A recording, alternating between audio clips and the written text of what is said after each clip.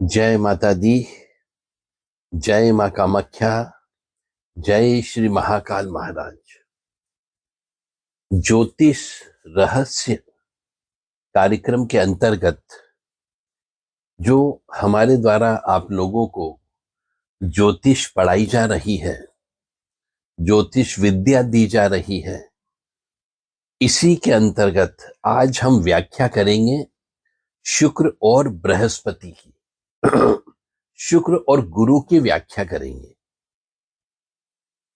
जो भी चीज हम सिखाते हैं उसको बहुत गहराई से आपको समझना होगा, तो आप उसको जिंदगी भर नहीं भूल सकते। यदि किसी की जन्म पत्रिका में शुक्र और गुरु एक साथ बैठा हुआ हो तो ऐसे मनुष्य का बीमारी से बचाव होता है, उसको रोग कम लगते हैं और इसका असर 32 साल तक तो रहता ही रहता है। और ऐसे मनुष्य जिसका शुक्र और गुरु एक साथ होता है उन्हें स्त्री से बहुत ज्यादा मदद मिलती है।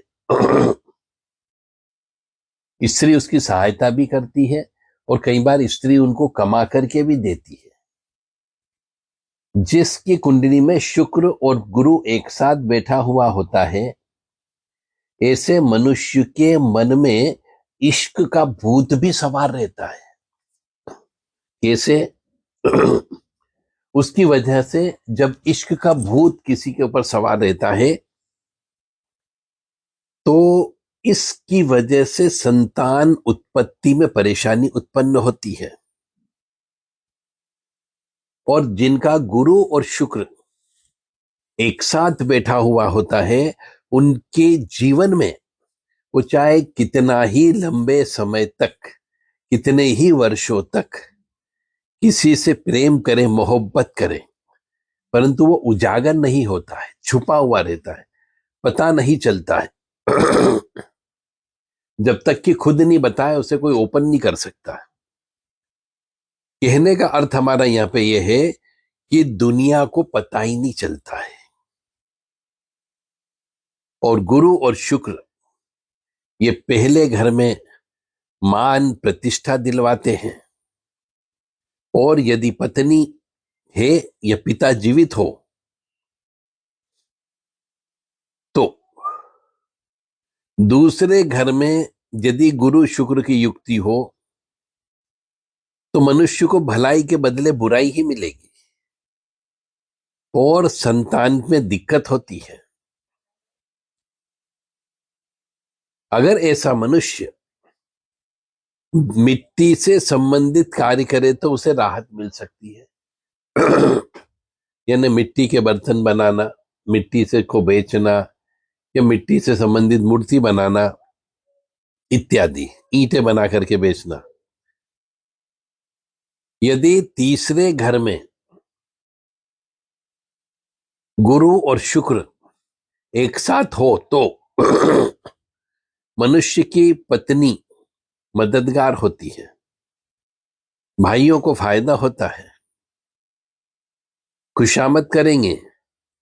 मगर ऐसे मनुष्य को चमचागिरी करने और झेलने से सावधान रहना चाहिए, क्योंकि बुध का समावेश हो जाता है तो ये खराब ही फल देता है। क्योंकि चापलूसी करना बुध की निशानी कहलाता है। तो ऐसे मनुष्य को जिसका जिसका गुरु और शुक्र एक साथ हो और तीसरे घर में बैठे हुए हो तो ऐसे मनुष्य को चमचागिरी नहीं करनी चाहिए, अन्यथा उसका जीवन बर्बाद हो सकता है। यदि चौथे घर में शुक्र और गुरु एक साथ बैठे हुए हो तो गुरु तो शुभ फल देने की कोशिश करेगा क्योंकि वो शुभ स्थान है। तो शुक्र एक से अनेक पत्नी देने की कोशिश करेगा। ऐसे हालत में संतान भी दर बदर भटक सकती है। जैसे परिणाम होंगे इसलिए ऐसे मनुष्य को एक पत्नी से ही संतुष्ट रहना चाहिए। यदि लग्न चार्ट में 5वें घर में गुरु शुक्र एक साथ हो तो विद्या से, दिमाग से धन कमाएगा। परंतु वो धन को यदि वह मनुष्य अय्याशी में खर्च कर दे तो ये मान करके चले तो चोरी हो जाएगा धन। इसलिए पंचम भाव में यदि गुरु शुक्र एक साथ हो तो अय्याशी में खर्च नहीं करना चाहिए। छठे घर में यदि गुरु शुक्र एक साथ बैठा हुआ हो तो स्त्री से संबंध अच्छे रखें, क्योंकि ये छठा घर जो है केतु और बुध का घर है, और केतु और बुध दोनों जो है बच्चे हैं, संतान है। तो संतान सुख के लिए स्त्री जो है बालों में सोना धारण करके रखे, वो गुरु को पावरफुल करके रखे। शुक्र का उपाय यानी पत्नी को खुश रखना होगा तो संतान अच्छी निकलती है। और लग्न चार्ट में 7वें घर में यदि गुरु शुक्र एक साथ बैठे और मौज मस्ती का जीवन अवश्य होगा। मंगल यदि चौथे घर में बैठा हुआ हो तो गुरु कमजोर हो जाएगा। ऐसे में मनुष्य के रूपे से दूसरे लोग मौज करते हैं। और बुध जो है व्यापार के अच्छे रहते हैं। बुध से संबंधित रिश्ते नाते सब सहायक हो जाते हैं। मगर स्त्रियों से झगड़े बर्बादी का कारण बनेगा, इसलिए स्त्रियों से नहीं झगड़ना चाहिए।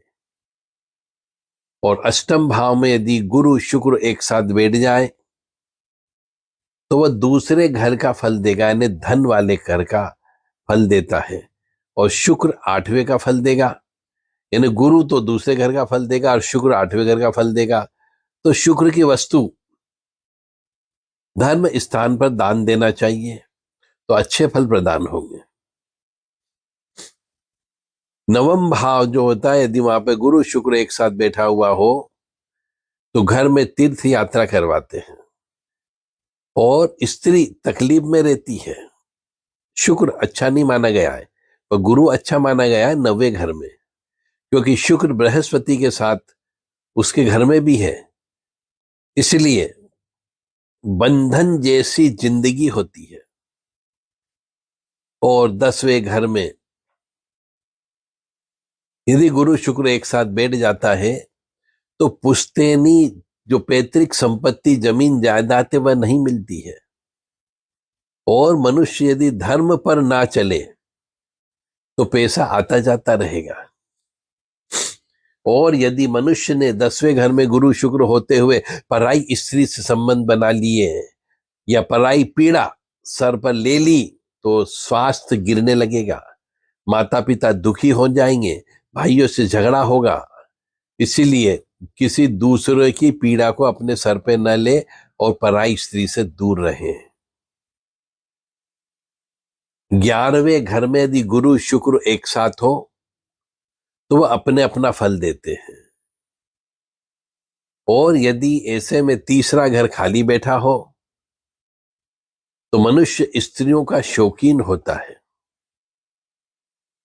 हस्तमैथुन की बीमारी भी उसको हो सकती है या उसको स्वप्न दोष होने की बीमारी हो सकती है। ऐसे में शनि का तेल का दान करना चाहिए तो सहायता मिल सकती है।